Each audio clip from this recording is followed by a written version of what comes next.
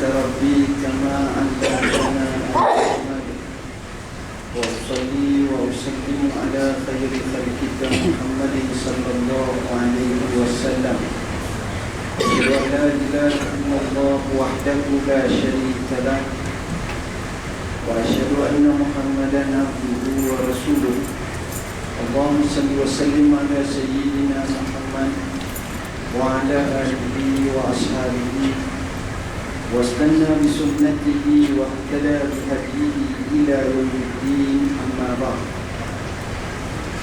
Sidang Jumaat yang dirahmati Allah, alhamdulillah, pada hari yang mulia ini insya-Allah, pada hari Jumaat yang menjadi penghujung hari dalam seminggu, marilah sama-sama kita merapatkan setinggi kesyukuran kepada Allah Rabbul Alamin di atas limpahan kurniaan nikmat yang tak tertulis banyak.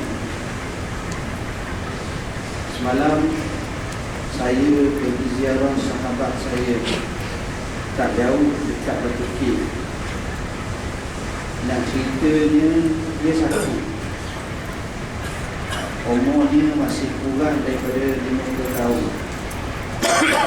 Dengan kecil mani dan penyakit baru, nak buang air kecil tak dapat. Dari situ fahamlah saya, kita masuk tanda, kita boleh buang air kecil tu memang sebenarnya susah tuan-tuan. Itu baru satu. Dengan nikmat-nikmat yang lain, mata, hidung, telinga semua sekali ini, maka sewajarnya kita syukur atas nikmat Allah. Wa in ta'udhu nikmat Allah tidak tusuha. Kalau kamu nak hitung nikmat Allah, maka kamu tak akan terhitung.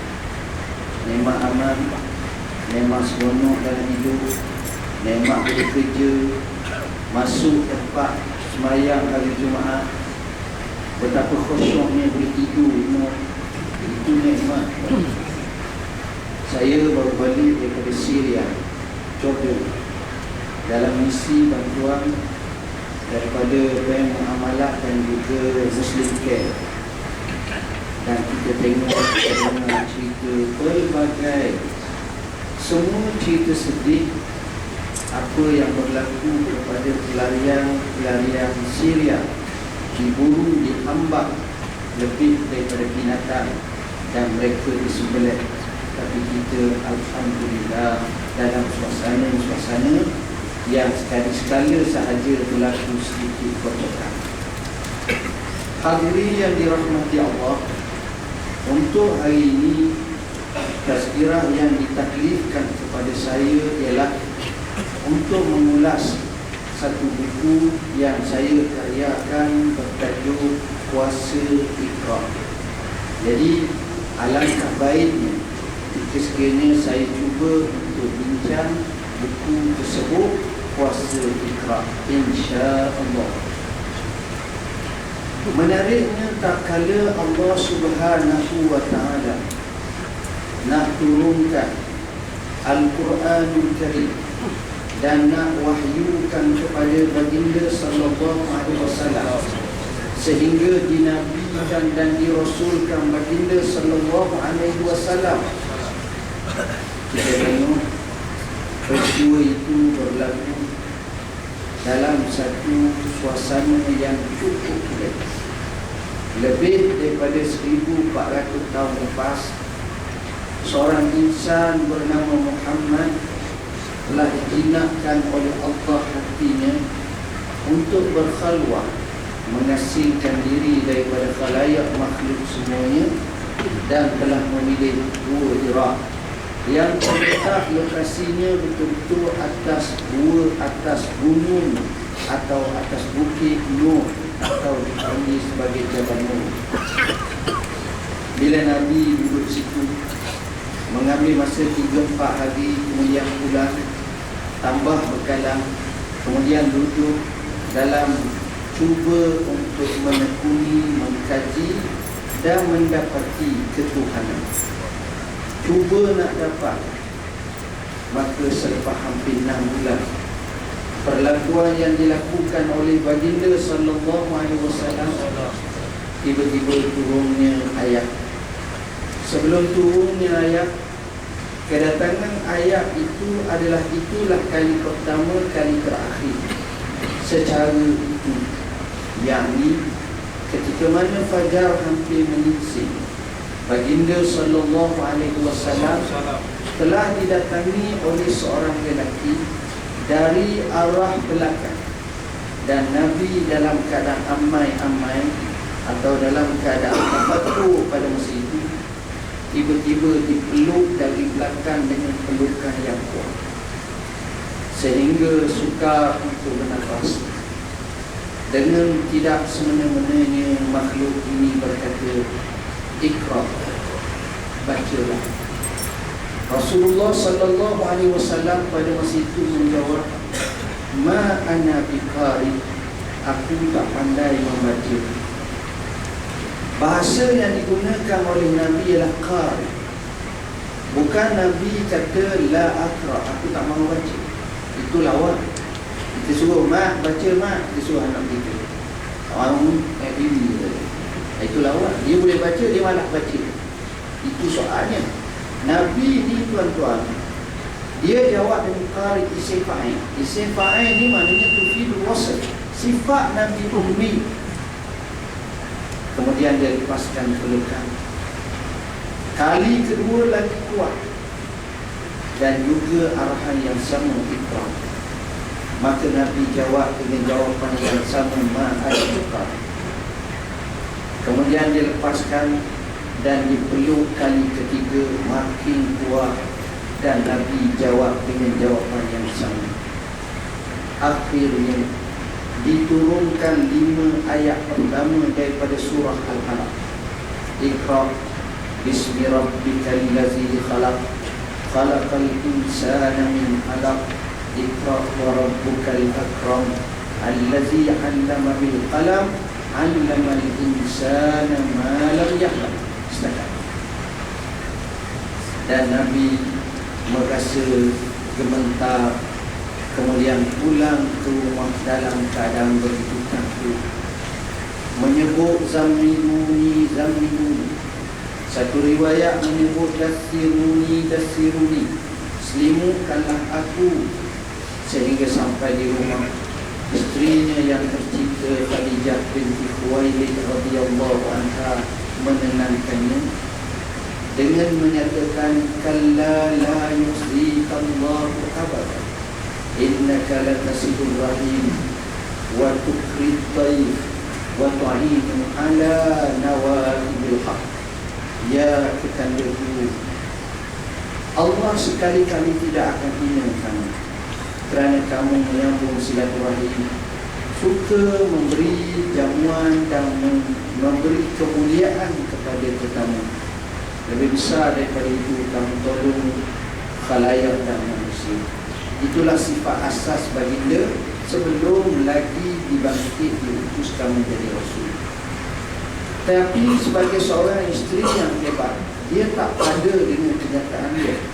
Dia pergi bertemu dengan pakar ajaran syariat zaman dahulu, Waraqah bin Naufal, yang memahami kitab-kitab lama. Bila Waraqah bin Naufal dibentangkan hal itu kepadanya oleh baginda sallallahu alaihi wasallam, dia menyatakan ini adalah namus.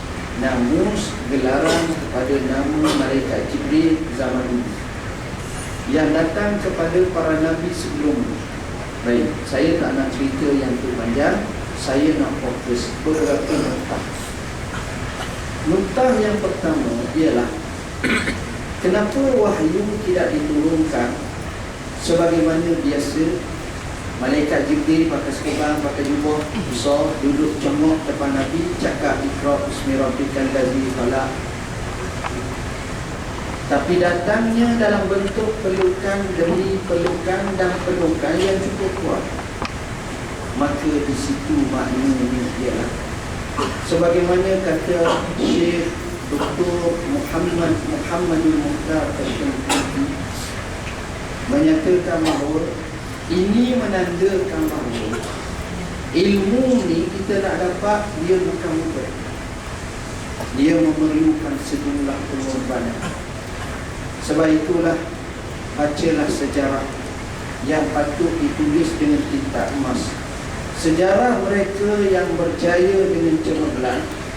Mereka berkelana dengan cukup jauh. Mereka musafir. Dan ini menjadikan sunnatul ulama dan cerdik pandai. Yang tak musafir kita boleh bilang jari, tak ramai. Tokoh imam hak tak musafir nak cari ilmu tak ramai. Yang adanya kalau kita tahu adalah seorang dulu seperti Imam Malik. Sebab Imam Malik duduk di Madinah, di kawah ilmu, di lubuk ilmu, jadi tak layak lah. Baik, sama yang lain musafir. Imam Syafi'i rahmatullahi alaih lahir pada tahun 150 Hijrah, meninggal dunia pada tahun 204 Hijrah. Dalam catatan ahli sejarah, beliau musafir menuntut mencari ilmu lebih daripada 8 kali. Dan setiap kali itu bukan setiap sehari, bukan 2 hari, bertahun-tahun. Seolah-olah dia mewakafkan jumlah masanya untuk mencari ilmu. Dia ke Madinah, dia ke Iraq, dia ke Baghdad, dia ke Kufah, dia ke Yaman. Berakhir pada tahun 199 sehingga dia wafat. Dia meninggal pada tahun 204. Dia ke Mesir. Di Mesir pun dia belajar dengan seorang wanita yang terkemuka, keturunan baginda sallallahu alaihi wasallam, Sayyidah Nafisah radhiyallahu anha. Tengok, ini sebagai contoh. Jadi nak ilmu mesti kena bersungguh-sungguh. Kita kena ajar anak-anak kita bahawa ilmu ini bukan cara yang mudah. Sebab itu Imam Muslim dalam mukaddimah kitabnya menyatakan, la yustata'ul ilm birahatil jisim. Ilmu tak mungkin diperolehi dengan badan yang rehat. Duduk comot nak banyak, ada jadi macam tu. Sekadar duduk tengok Facebook je, duduk tengok laman web je, duduk tengok blog je. Lepas tu nak cakap sebagaimana cakap seorang guru yang hebat macam Syekh Azhar, macam tak punya nak kaya macam tu. Baik, seterusnya dalam peristiwa ini kita tengok Allah sengaja menurunkan dengan hikmahnya. Ayat yang pertama ialah Iqra. Dia dah bagi tauhid, sedangkan tauhid dia penting. Masalah iman, masalah akidah, dia datang Iqra, memecahkan telinga manusia. Ayat yang pertama turun Iqra. Dan bila kita tengok dalam Quran, Iqra ini adalah fi'il amal yang diturunkan, dan untuk sejumlah 5 ayat ni 2 kali diulang. Ayat pertama dan ayat ketiga. Iqra bismi rabbikal ladzi khalaq. Yang kedua, Iqra wa rabbukal akram. Kenapa Iqra? Kerana Iqra ini yang pertama untuk memecahkan 3 kegelapan. Kegelapan yang pertama ialah kegelapan malam. Ayat yang pertama diturunkan ketika fajar hampir menyingsing. Kegelapan yang kedua, kegelapan gua, kerana Nabi berada dalam gua ketika itu. Kegelapan yang ketiga ialah kegelapan dari segi pola pemikiran masyarakat, terkhususnya masyarakat yang berada di Mekah dipanggil sebagai Jahiliyah. Mereka jumuk dalam ketuhanan yang sebenar Allah. Mereka syirik kepada Allah. Di sekeliling Kaabah tak kurang 360 patung yang asalnya dibawa oleh Amru bin Lu'ay al-Khuzai beratus-ratus tahun sebelum itu, yang mana kesyirikan begitu hebat merebak di kota suci. Maka datangnya Iqra nak memecahkan jahiliyah kepada Islamiyah, kepada ilmiah, kepada ilmu. Kedua, bila disebut tentang Iqra, maka di sini satu kefahaman kepada kita bahawa Iqra ini merupakan fi'il amar. Apa makna fi'il amar? Adalah perintah. Apa makna perintah? Maknanya suruh. Dengan sebab itu, Dr. Rari As-Sirjani hafizahullah ta'ala, seorang pakar dari segi sejarah di Kota Mesir menyatakan, kalau kita tanya cendekiawan, atau kita tanya orang cerdik, atau kita tanya pensyarah, atau kita tanya pelajar-pelajar yang excellent, yang bijak, best student, kita tanya dia satu soalan, Syekh, apa hobi kamu? Dia jawab, hobi saya membaca buku.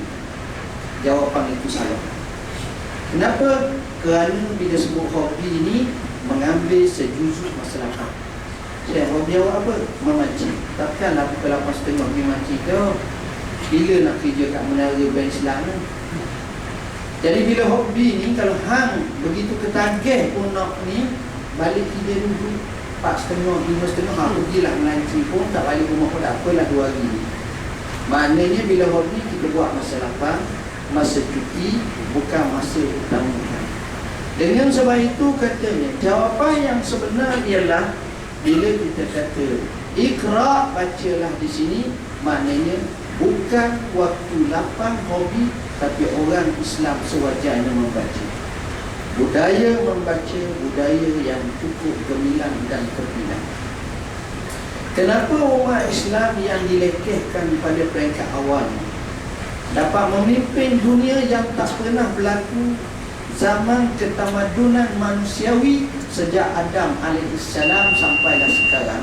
Tak pernah berlaku dalam sejarah di mana satu sosok tubuh bernama Muhammad sallallahu alaihi wasallam telah membina satu catatan tamadun yang amat luar biasa, sehingga kata orang kita, mujur kedatangan Muhammad kerana dengan kedatangannya mempercepatkan 1000 tahun kemodenan.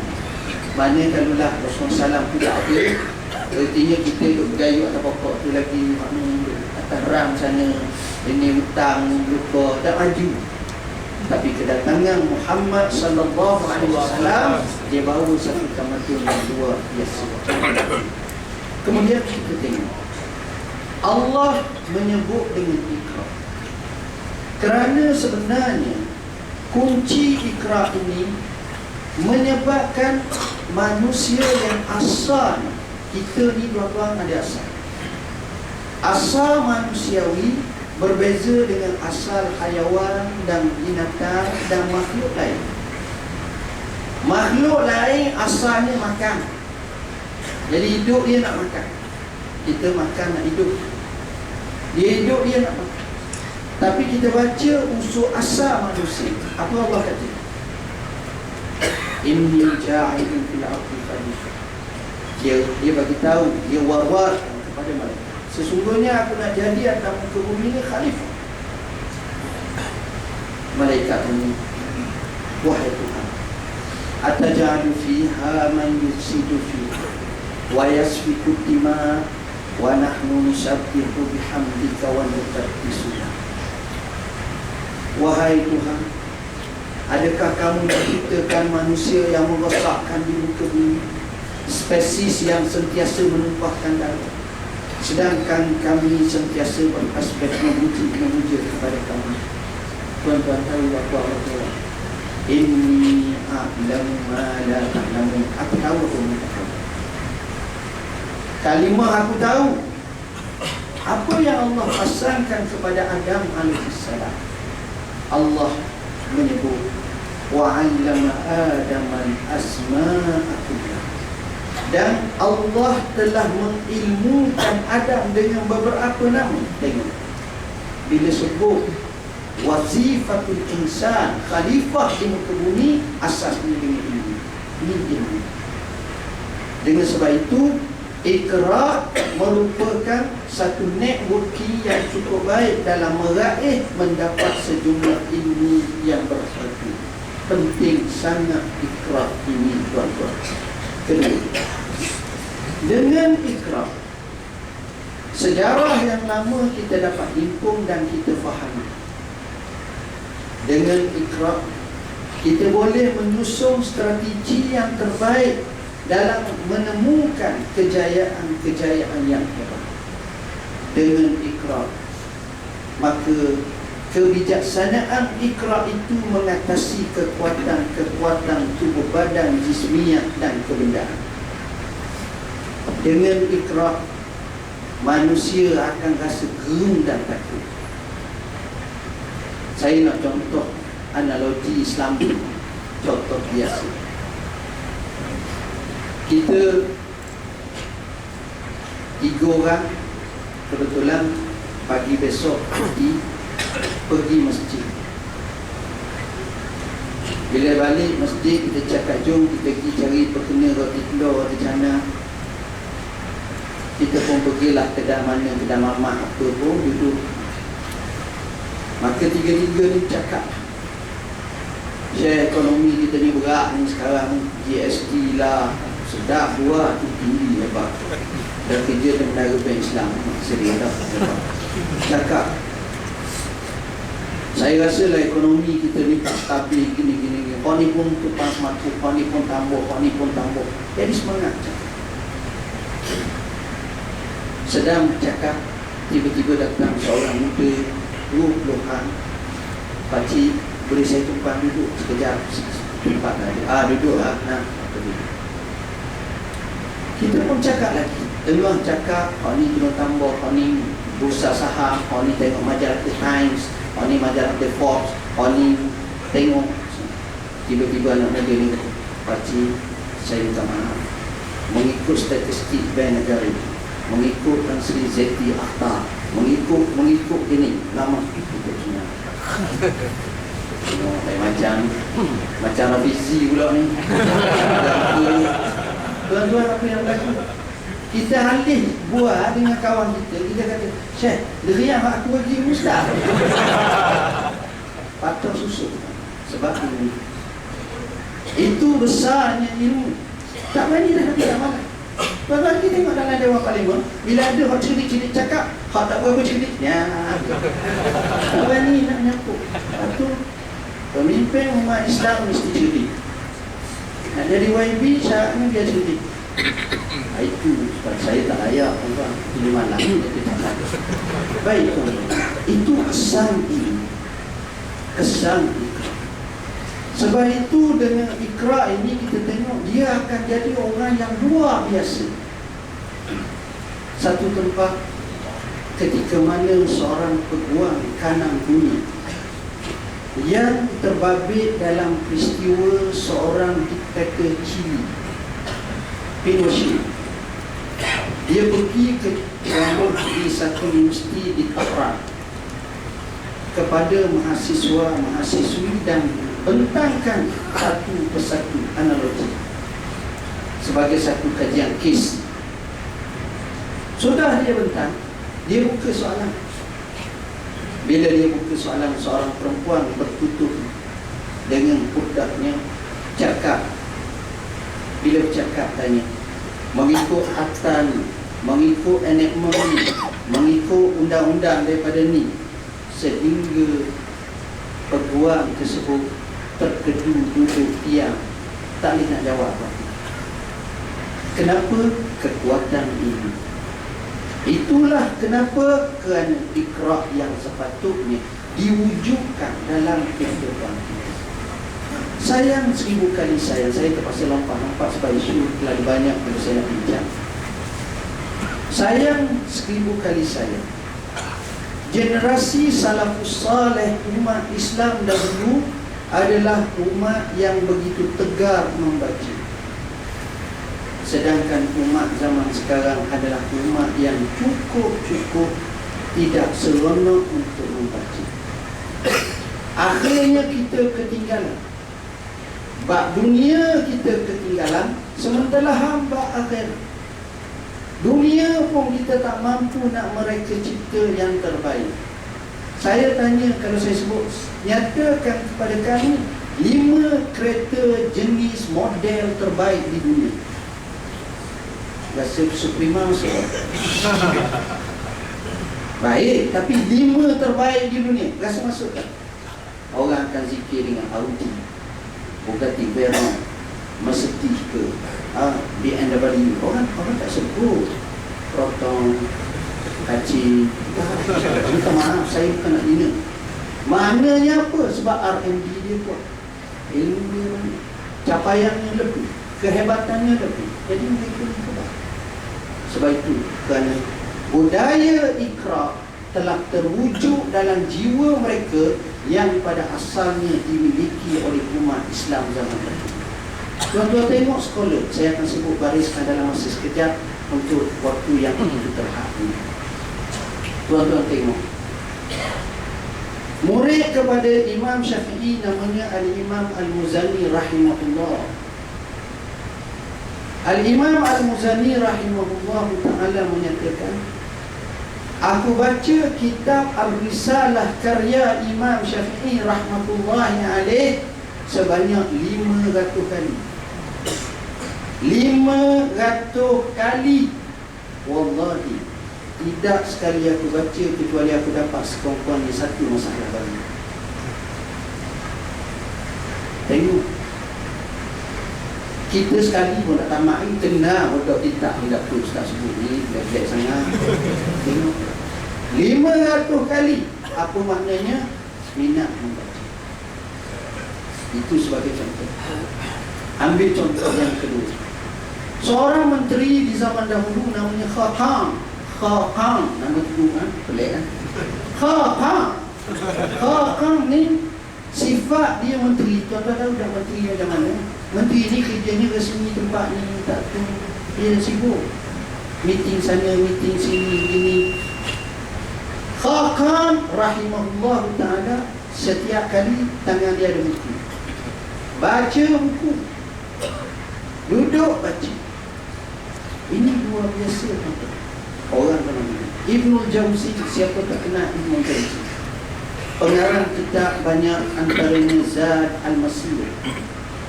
Ibnul Jauzi dia masuk dalam perpustakaan yang besar. Dan Ibnul Jauzi kata, dengan jumlah yang ada lebih kurang 60,000 judul buku dalam perpustakaan ini, saya katakan saya telah mempelajarinya dan membaca lebih daripada 20,000 judul.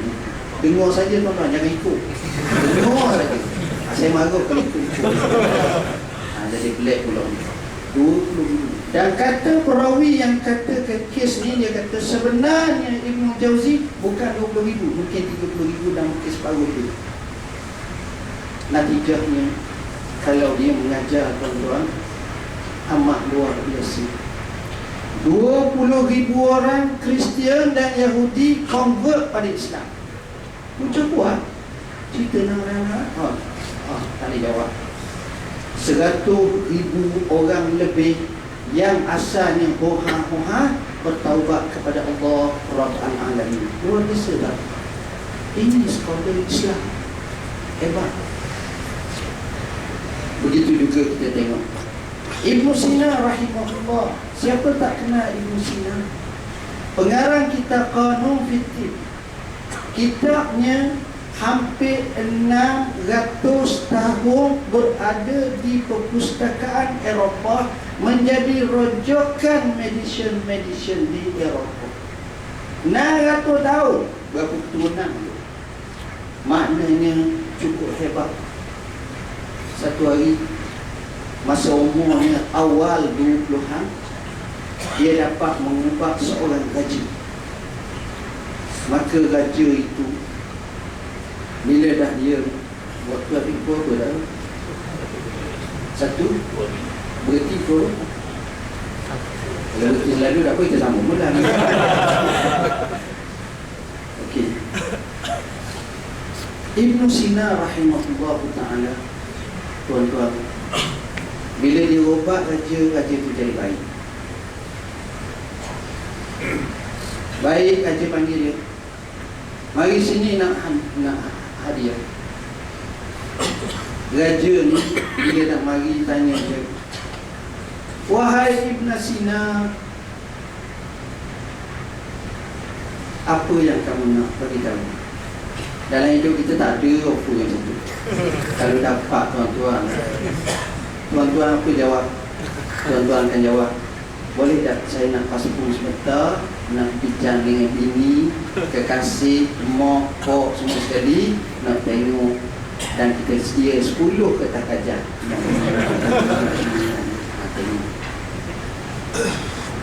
Ada orang minat kereta, kereta. Ada orang minat rumah. Yang paling pentingnya nak ansai hutang itu. Macam-macam hutang. Okey. Tuan-tuan tahu apa yang Ibn Sina nak? Seorang scholar Islam yang hebat, apa yang dia nak? Maka raja tu tanya apa nak? Dia pun jawab, wahai tuanku, sejak saya cerdik, boleh berangkat 7-8 tahun, sampailah sekarang, saya ada satu cita-cita. Saya telah mengetahui bahawa tuanku mempunyai satu perpustakaan peribadi khas. Izinkan saya masuk dalam itu untuk saya baca. Itu saja. Kalau kita waktu itu permintaan yang ke-10, yang pertama dari dulu, 2 juta, 3 juta dan sebagainya. Tapi tak. Dia minta untuk izin masuk sebab dia nak baca. Tengok tu orang hebat. Sekolah Islam, dia macam tu. Baca baginya satu prasyarat utama. Seorang tua bernama Syekh Muhammad Ali Tantawi rahimahullah. Ali Tantawi ni tuan-tuan meninggal dunia sekitar tahun 1999, awal sikit, lewat sikit. Asalnya orang Syam, Syria, bukan Syekh Azhar Mesir, itu lain. Dia ni amat suka membaca.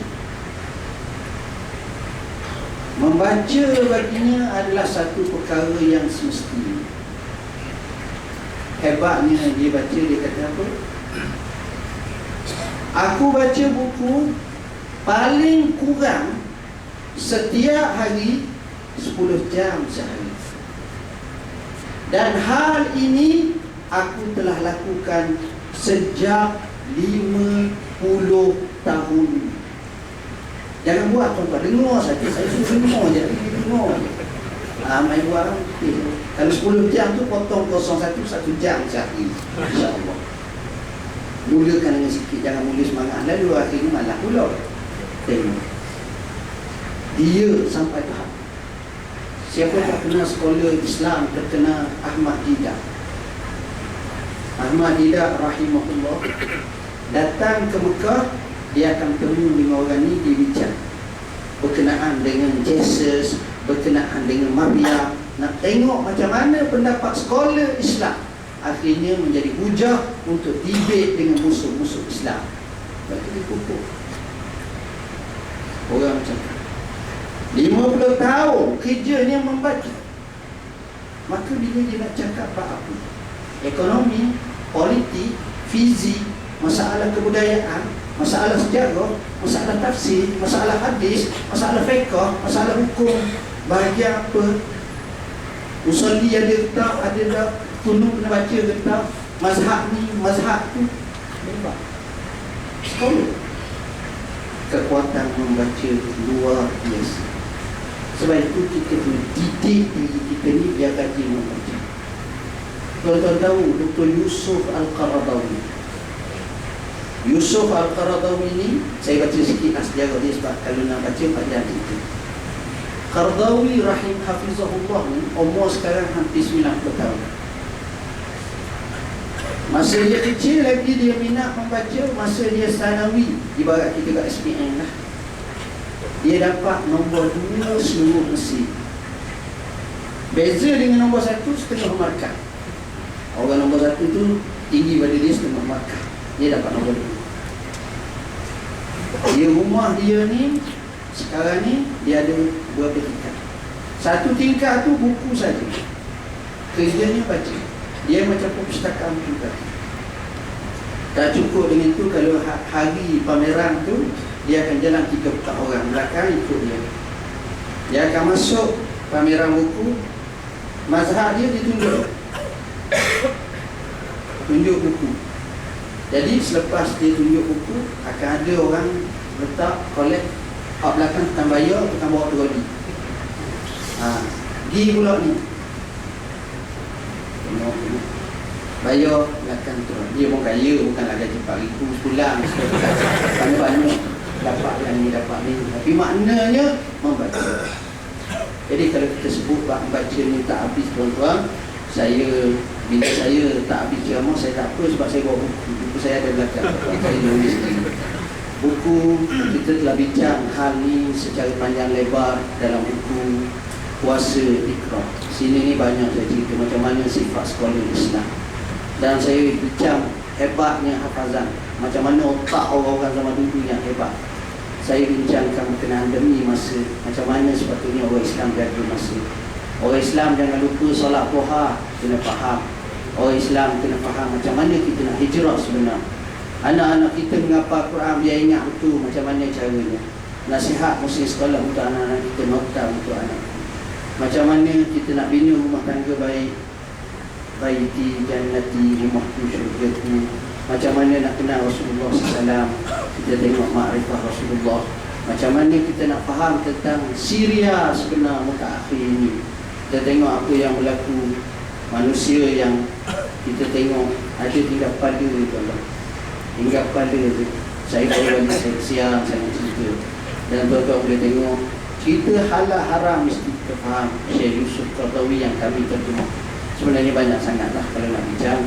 Saya rasa sekadar itulah tentang budaya Iqra sewajarnya kita pupuk dalam masyarakat kita, terutamanya di kita, rumah tangga kita. Bismillahirrahmanirrahim. Allahumma fatina fi din al-qawi.